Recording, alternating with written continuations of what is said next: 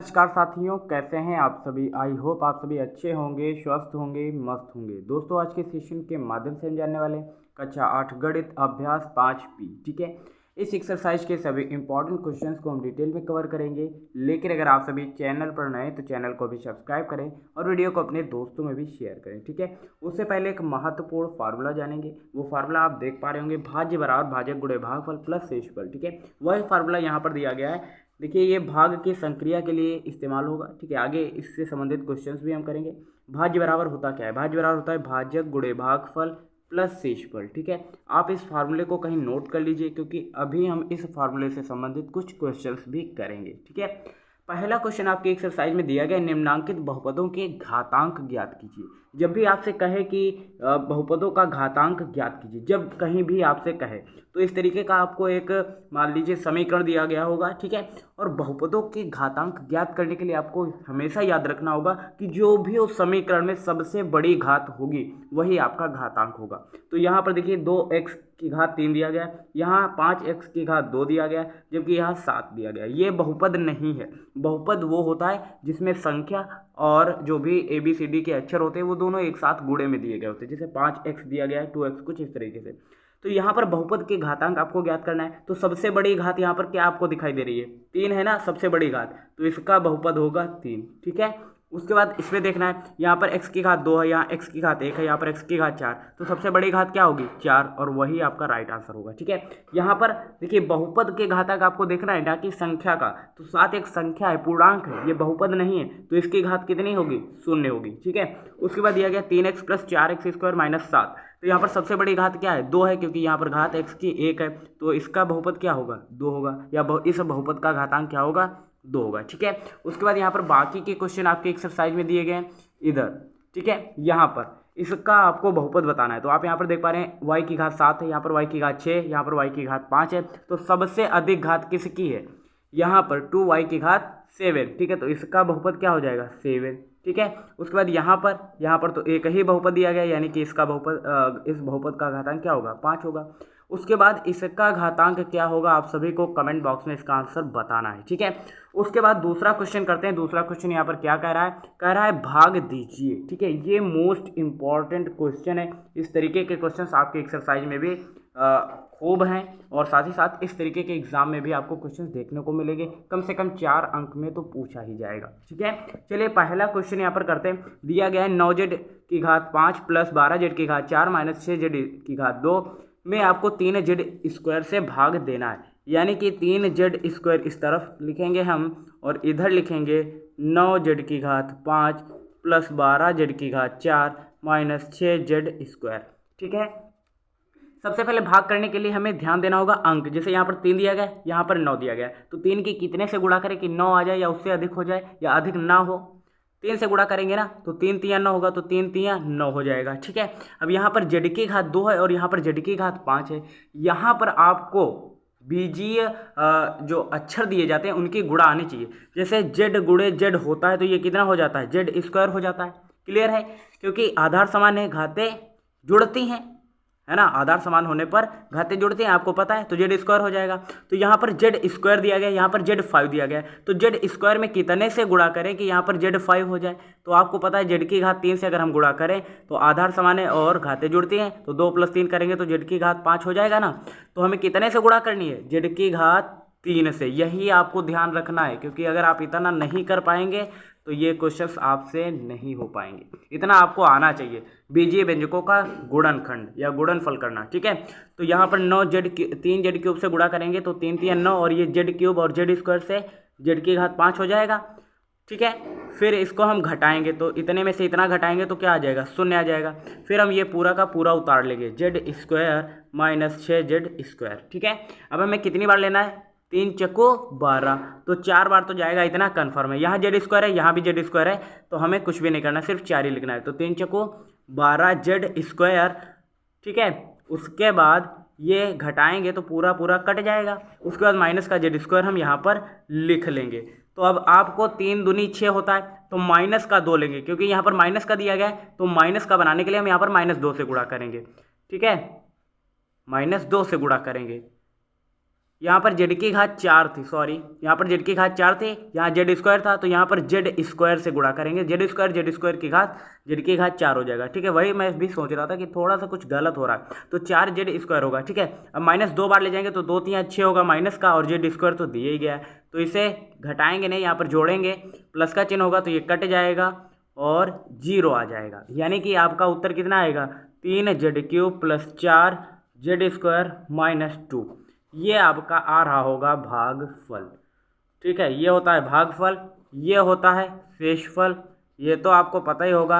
ये क्या होता है मुझे आप बताइए, होता है भाजक। ठीक है, ये आपको याद रखना है, ये होता है भाजक जिसे हम भाग कर रहे हैं, और जो अंदर दिया गया होता है उसे हम कहते हैं भाज्य।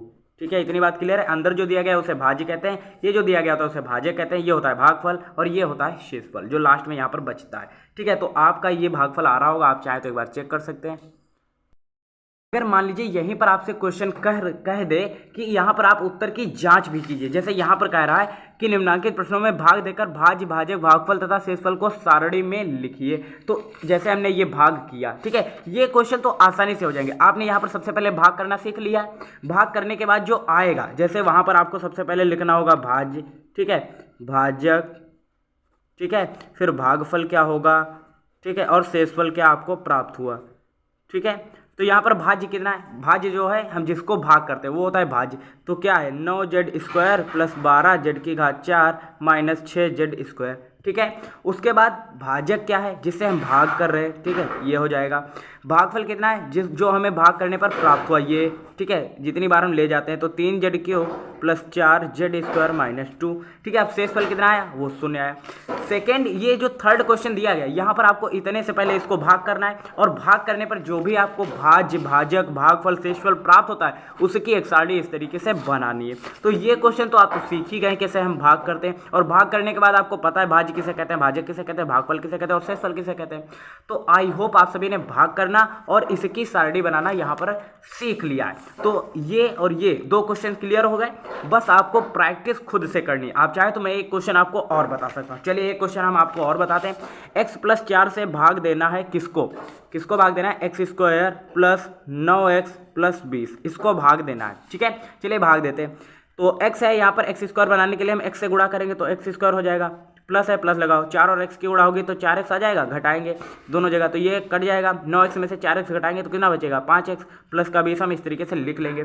x है, यहाँ पर कितनी बार गुणा करें तो 5x हो जाए, तो 5 बार गुणा करेंगे तो x गुणे 5 होगा तो 5x हो जाएगा।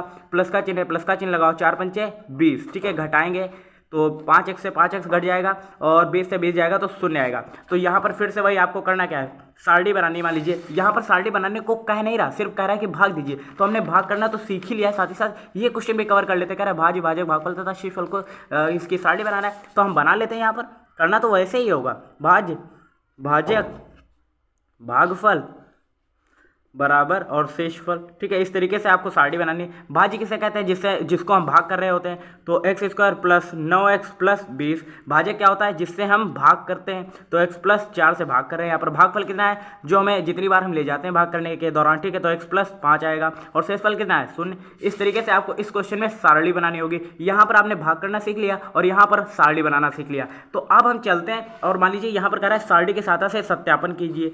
अब यही क्वेश्चन इसमें कह रखा है कि भाज्य बराबर भाजक गुणे भागफल प्लस शेषफल से सत्यापन कीजिए, तो वो भी कर लेते हैं। क्योंकि ये तीनों चीजें अगर आप सीख जाते हैं अलग अलग स्टेप में, तो एक ही स्टेप में जोड़कर आपको सॉल्व करने में किसी भी तरीके की कठिनाई नहीं आने वाली। ठीक है, बस कड़ियों को आप जोड़ते जाना। ठीक है, तो यहाँ पर कह रखा है कि भाज्य बराबर भाजक गुणे भागफल प्लस शेषफल करिए।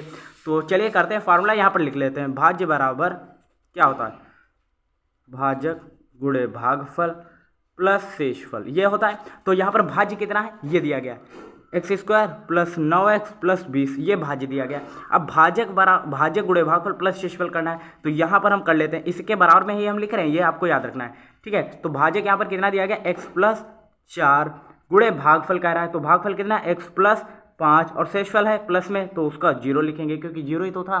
ठीक है। इसकी और इसकी गुणा करेंगे तो x गुणे x लिखेंगे, फिर प्लस का चिन्ह है, प्लस का चिन्ह लगाओ, फिर x और 5 की गुणा होगी, ठीक है। फिर प्लस का चिन्ह लगाओ, फिर 4 से करेंगे गुणा तो 4 और x की गुणा करेंगे, फिर प्लस का चिन्ह लगाओ, 4 पंचे 20 हो जाएगा, ठीक है। उसके बाद x और x की गुणा होगी तो आधार समान है, गुणे में है तो घातें जुड़ेंगी तो x स्क्वायर हो जाएगा, प्लस x और 5 की गुणा करेंगे तो 5x होगा, प्लस का चिन्ह दिया गया, प्लस का चिन्ह लगाओ, 4 और x की गुणा करेंगे तो 4x होगा, प्लस का 20 और प्लस का 0, ठीक है। इसे सॉल्व करेंगे तो x स्क्वायर प्लस 5x यहाँ पर 5x और ये 4x कितना हो जाएगा, ऐड करेंगे तो 9x हो जाएगा, ठीक है। प्लस 20 में 0 ऐड करेंगे तो 0 ही हो जाएगा। तो x square plus 9x plus 20 ये बराबर में आया और इसके बराबर में हमें ये लाना था, यानी कि LHS यानी कि इसके बराबर x square plus 9x plus 20 बराबर x square plus 9x plus 20। अब आप क्या देख पा रहे होंगे, भाज्य बराबर भाज्य गुणे भागफल प्लस शेषफल करने पर जो भाज्य था वही हमें इस साइड में भी देखने को मिलता है, बस आपकी गणना सही होनी चाहिए, ठीक है। तो आई होप आप सभी को समझ में आया होगा कि भाग कैसे करते हैं, भाज्य भाजक भागफल से संबंधित सारणी कैसे बनाते हैं और साथ ही साथ हमने इस फार्मूले का सत्यापन करना भी सीख लिया है, भाज्य बराबर भाज्य गुणे भागफल प्लस शेषफल, ठीक है। आई होप आप सभी को ये समझ में आया होगा। अब हम चलते हैं चौथे क्वेश्चन की तरफ। चौथा क्वेश्चन क्या करा है, भाग संक्रिया से ज्ञात कीजिए क्या ये इसका एक गुणनखंड है। देखिए गुणनखंड होने के लिए पहली बात तो ये, इससे अगर हम भाग करेंगे तो ये पूरा पूरा कट जाना चाहिए, अगर ये कट जाता है तो ये गुणनखंड है और अगर नहीं कटता है तो ये गुणनखंड इसका नहीं होगा। चलिए करके देखते हैं। चौथा क्वेश्चन यहाँ पर दिया गया है x plus 6 x square minus x minus 42 का एक गुणनखंड है। देखिए जब भी आपसे इस तरीके का क्वेश्चन कहे, ठीक है, यहाँ पर चौथा क्वेश्चन दिया गया भी आपसे कुछ इस तरीके का क्वेश्चन का है तो पहले आपको उससे भाग करना होता है। तो x प्लस 6 से इसको हम भाग करेंगे, x square minus x minus 42 ये दिया गया है। तो सबसे पहले करेंगे क्या, यहाँ पर x दिया गया है x की घात 1 और यहाँ पर x की घात 2 है, तो बनाने के लिए हम x से गुणा कर देंगे तो x की घात 2 हो जाएगा, तो x की घात 2 प्लस का चिन्ह दिया गया, प्लस का चिन्ह लगाओ, 6 और x की गुणा करेंगे तो कितना होगा 6x, ठीक है। घटाएंगे तो ये कट जाएगा यानी कि 0 हो जाएगा।